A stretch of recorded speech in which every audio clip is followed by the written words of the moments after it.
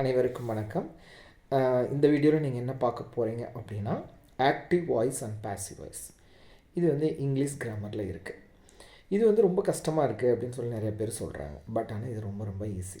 சரி, இதை ஃபஸ்ட்டு உங்களுக்கு புரியணும். ஆக்டிவ் வாய்ஸ்னால் என்ன, ஏன் அது ஆக்டிவ் வாய்ஸ்ன்னு சொல்கிறாங்க, பாசிவ் வாய்ஸ்னால் என்ன, அது ஏன் பாசிவ் வாய்ஸ்ன்னு சொல்கிறாங்கன்னு உங்களுக்கு ஃபஸ்ட்டு புரியணும். இப்போ நான் இருக்கேன், நான் என்ன பண்ணுறேன், வெஜிடபிள்ஸை கட் பண்ணுறேன். இதை நான் இங்கிலீஷில் எப்படி சொல்லுவேன், ஐ கட் வெஜிடபிள்ஸ். சரி, இந்த இடத்துல நான் தான் அந்த செயலை செய்கிறேன்.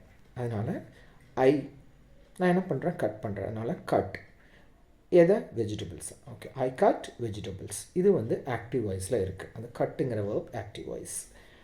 ஓகே, இதே அந்த வெஜிடபிள்ஸை வேறு யாராவது எனக்கு கட் பண்ணி கொடுக்குறாங்க அப்படின்னா, இந்த இடத்துல நான் என்ன சொல்லலாம் அப்படின்னா, பாசிவ் வாய்ஸில் எழுதலாம். சரி, பாசிவ் வாய்ஸில் எழுதும்போது என்ன ஃபார்முலா அப்படின்னா, அந்த வெர்ப் இருக்குது இல்லைங்களா, கட்டுங்கிற வேர்பு, அந்த கட்டுங்கிற வெர்போட பிபி வேர்ப் தெரியணும். கட்டோட பிபி வேர்ப் கட்டு தான். சரி, அதுக்கு முன்னாடி ஆக்சிலரி வேர்ப்ஸ் யூஸ் பண்ணணும். அதாவது be auxiliary verb, sometimes have auxiliary verb use பண்ணுற மாதிரி இருக்கும். மோஸ்ட் ஆஃப் த டைம் நம்ம பி தான் யூஸ் பண்ணுவோம். பி ஆக்சிலரி வேர்ப் என்னென்ன, is, am, are, was, were, இது எல்லாமே. ஓகேங்க. சரி, இப்போ நான் ஃபஸ்ட் என்ன சொன்னேன், ஐ கட் வெஜிடபிள்ஸ். இது வந்து கட்டுங்கிறது நார்மலான வேர்பு, ஆக்டிவ் வாய்ஸில் இருக்குது. நான் தான் அந்த செயலை செய்கிறேன், அதனால் என் பேர் ஐன்னு ஃபஸ்ட்டு போட்டேன். அடுத்தது, அதே வெஜிடபிள்ஸை வேறவங்க எனக்கு கட் பண்ணி கொடுக்குறாங்க அப்படின்னா, நான் இந்த இடத்துல எப்படி சேஞ்ச் பண்ணுறேன் அப்படின்னா, பாசிவ் வாய்ஸில் அந்த vegetables are cut by my mother. Vegetables are cut by my mother. Vegetables first போட்டுட்டேன். ஆர் வெஜிடபிள்ஸ் ப்ளூரல், அதனால் ஆர் அங்கே போட்டுட்டேன்.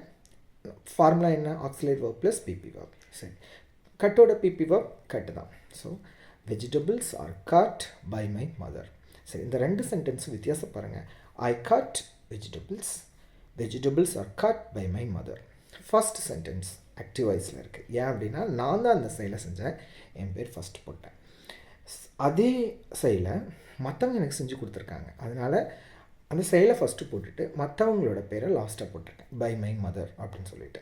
சரிங்களா, இதுதான் ஆக்டிவ் வாய்ஸ்க்கும் பாசிவ் வாய்ஸ்க்கும் உள்ள வித்தியாசம்.